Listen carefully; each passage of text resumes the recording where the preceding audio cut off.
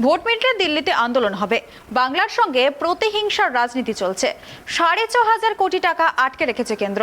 কয়েকজন অভিযুক্ত ধরলেও কেন বাকি ২ কোটি মানুষের ফল ভুগবেন? আমরা চাই বিচার হোক, কিন্তু কয়েকজনের ভুলের জন্য ২ কোটি ভুগবে, এর বিচার চাই।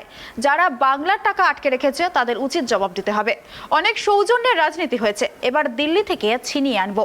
সাংবাদিকদের মুখোমুখি হয়ে হুঁশিয়ারি অভিষেক বন্দ্যোপাধ্যায়ের। বঞ্চিত করে রাখার একটা নির্লজ্জ প্রচেষ্টা, এবং আমি যা চাইবো তাই করব। যেখানে আমি জিতবো সেখানে মানুষ পরিষেবা পাবে, আর যেখানে হারবো সেখানে পরিষেবা পাবে না। এই মানসিকতা নিয়ে যারা রাজনীতি করছে, মানুষ এদের আগামী দিন উপড়ে ফেলবে। বাংলায় তো কেউ বলতে পারবে না প্রায় ৭৭টা আসনে ভারতীয় জনতা পার্টি 2021-এ জিতেছিল। এই ৭৭টা আসনের মধ্যে একটা লোক বলতে পারবে, একটা মহিলা বলতে পারবে যে আমি বিজেপিকে ভোট দিয়েছিলাম বা আমার বিধানসভা থেকে বিজেপি জিতেছিল বলে আমি লক্ষ্মীর ভান্ডার পাচ্ছি না? আমরা জাতি, বর্গ, বর্ণ, দলমত নির্বিশেষে উন্নয়ন পৌঁছে দিয়েছি। এই যে বুথে বুথে দুয়ারে সরকার, কত বুথ রয়েছে? অক্সিলারি মিলিয়ে 2021 সালে 1 লক্ষ বুথ ছিল। 60%, 65% যদি তৃণমূল জিতে থাকে, তাহলে প্রায় 60,000, 65,000 বুথ। বাকি 35,000 বুথে আমরা দুয়ারে সরকার করতাম না? আমরা তাও করেছি। এই রাস্তাশ্রী পথশ্রী প্রকল্প, বাংলায় 3,343টা অঞ্চল আছে। একটা অঞ্চল আপনি আমাকে দেখান যেখানে বিরোধীরা জিতেছে আর রাস্তাশ্রীতে আপনি রাস্তা পাননি। একটা অঞ্চল। প্রত্যেকটা অঞ্চলে, এমনকি কুচবিহার, আলিপুরদুয়ার, জলপাইগুড়ি, পুরুলিয়া, বাঁকুড়া, যেখানে তৃণমূল কংগ্রেস আশানুরূপ প্রত্যাশিত ফল করেনি 21-এর বিধানসভায়, সেখানেও একটা অঞ্চল বাদ নেই যেখানে রাস্তাশ্রী রাস্তা হচ্ছে না বা পথশ্রী রাস্তা হচ্ছে না। সর্বত্র আমরা উন্নয়ন পৌঁছে দিয়েছি। এটাই পার্থক্য।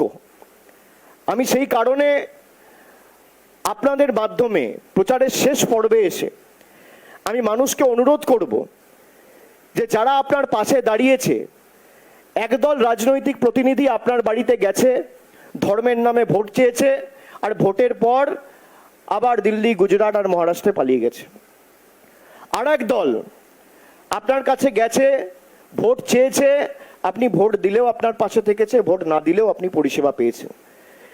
আগামী দিন নির্বাচনে ধর্মের নামে যাতে কেউ ভোট না দেয়, অস্ত্রের হানাহানি বা অস্ত্রের ঝঞ্ঝনানির নামে যাতে কেউ ভোট না দেয়।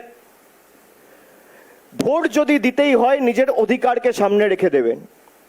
আপনার 100 দিনের টাকা যে রাজনৈতিক দল বন্ধ করে রেখেছে, তাকে উচিত শিক্ষা আগামী দিনে দিতে হবে। এবং আমরা যেটা বারে বারে বলেছি, আগামী 1.5 থেকে 2 মাসের মধ্যে আমরা দিল্লিতে বাংলার মানুষকে সংগঠিত করে বৃহত্তর আন্দোলন ভারতবর্ষের রাজধানী দিল্লিতে আমরা সংগঠিত করব।